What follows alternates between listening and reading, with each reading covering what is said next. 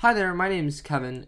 In this series of teaching artifacts, I'll be showing you the most important parts of how to create this tic-tac-toe algorithm that essentially plays against you. First, I'll be going through the actual graphical interface that I've created. Then I'll be looking at the HTML, as well as how you can create one of your own.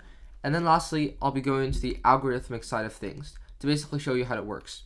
So first, let's take a look at the user interface. I think this is pretty simple. Just like regular tic-tac-toe, you're able to put one of your stones down. Let's say you're able to put it here. Then the AI responds instantly.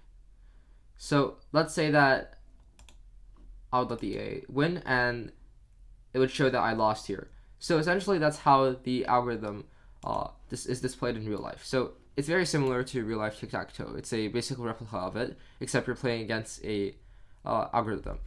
So the HTML. First, you'll see that this is the site title. I named it tic-tac-toe. Under here, you see some basic CSS styling.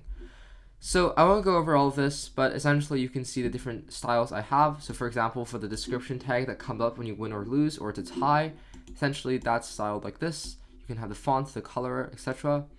Something I found quite cool was essentially the border radius tag, which allowed you to make to make the corners of each individual grid rounded. So that made it look a lot better.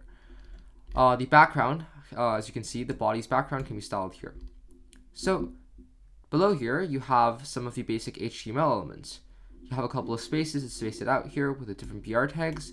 Then here, first of all, you have this div with the ID called rows, which basically allows the JavaScript to insert the game board using the get element document.get element by ID tag.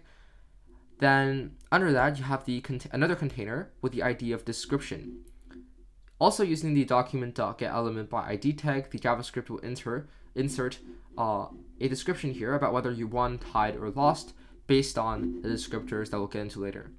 Finally, here is the JavaScript tag that basically links the HTML document to the JavaScript so that everything is all connected. So it's pretty simple stuff. Let's get into the JavaScript now.